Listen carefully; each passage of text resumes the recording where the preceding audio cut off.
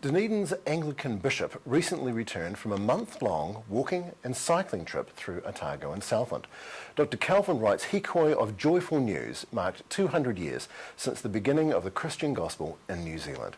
He joins us to tell us how it went. Good evening, Dr. Wright. Thank you for coming. How did it go? Tell us about your Hikoi, your travel around the southern half of the island. Well, it went very well. We started on Stewart Island in the middle of March and ended on the 13th of April at Kurau. So we walked about and cycled and went by train, helicopter and donkey, 830 kilometres. It's a variety of transport forms. How was the donkey? Donkey was cooperative, yes. His owner walked beside it.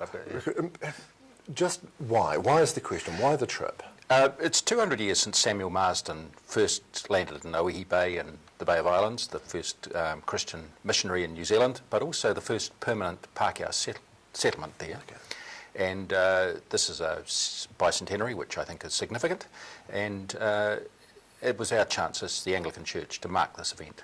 Right. And a personal journey for you, a connection? Personal journey. I think that walking through a landscape, cycling through it, you get connected with the land in a far deeper way than just driving. Of course, I know this area very well indeed, but it was my chance to see it from a different angle and connect with people who perhaps are not part of the church, which happened in very large measure.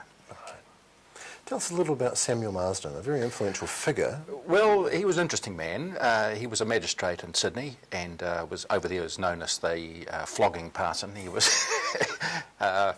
but he met a Maori chief called Ruatara and was invited back here to set up a mission. He arrived on Christmas Day 1814 and left a little settlement behind and shot back to New South Wales basically, and the other missionaries got on with it.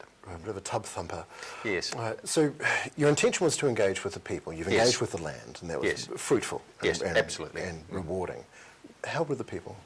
The people were extremely hospitable. I walked and cycled 830 kilometres and I put on a kilogram. Okay, that doesn't compute, but go on. No, the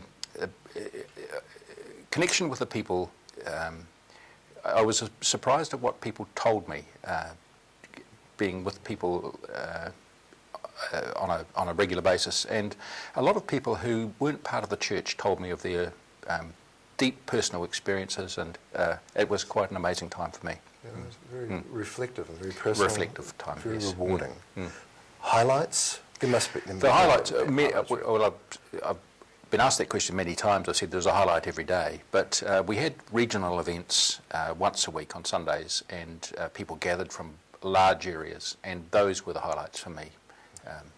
One in Wanaka particularly, and also the one at Waikouaiti, which was a lot of fun.